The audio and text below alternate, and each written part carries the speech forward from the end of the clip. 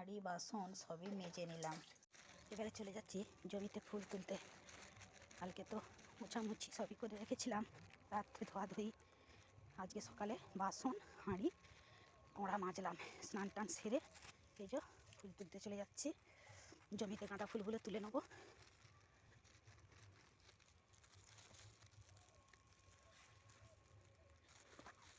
চলে এলাম, এই যে বেগুন বাড়ির কাছে গাঁদা ফুল দেওয়া আছে। ওহ, এত ঠান্ডায় হাত যেন কনকন করছে। মকর সংক্রান্তির শুভেচ্ছা সবাইকে বন্ধুরা। ফুল তোলা হলো, চলে এলাম ঠাকুর ঘরে। দেখো এগুলো সব তুলে নিয়ে এলাম।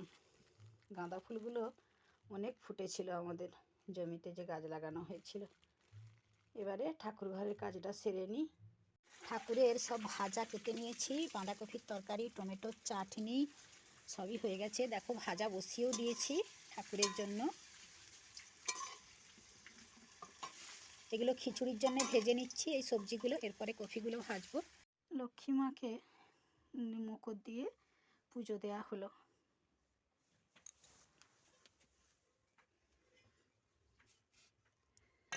মালাও গেঁথে দিয়েছি,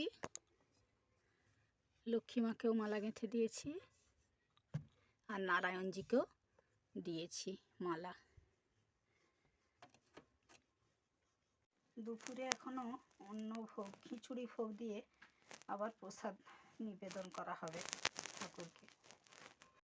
এখানে আজকে ঠাকুরের খিচুড়ি ভোগ করেছিলাম, খিচুড়ি ভোগ।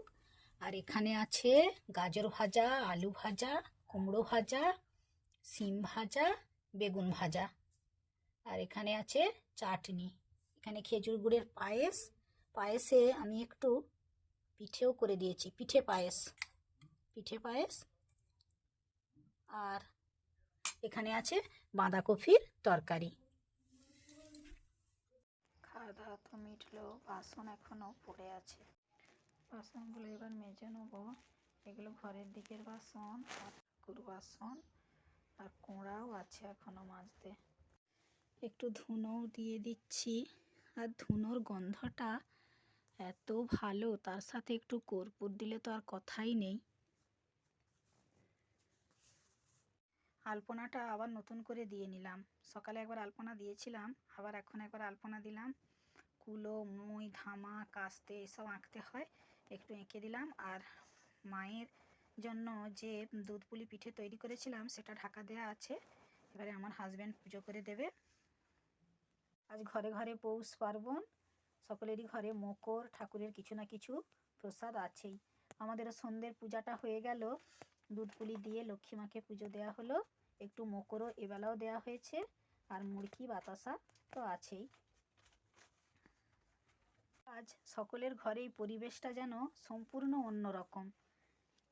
চারদিকে ধুনোর গন্ধ, কর্পূরের গন্ধ, সুন্দর একটা স্বর্গীয় পরিবেশ তৈরি হয়েছে যেন। পুজোর পরে খেয়ে নিচ্ছি প্রসাদ, মকর প্রসাদ নিয়ে বসেছি। আর দুধ পুলি নিয়েছিলাম একটু, পিঠেগুলো খেয়ে নিয়েছি। ঠাকুরের প্রসাদ সবসময় ভালো। আজকে একটু তাড়াতাড়ি খেয়ে নিচ্ছি, সারাদিন কাজপাটও প্রচুর হয়েছে। ভালো থেকো বন্ধুরা, আজকের ব্লগটা এখানেই শেষ করছি। আমার পাশে থেকো, আমার চ্যানেলটি সাবস্ক্রাইব করো, লাইক, শেয়ার ও কমেন্ট করো।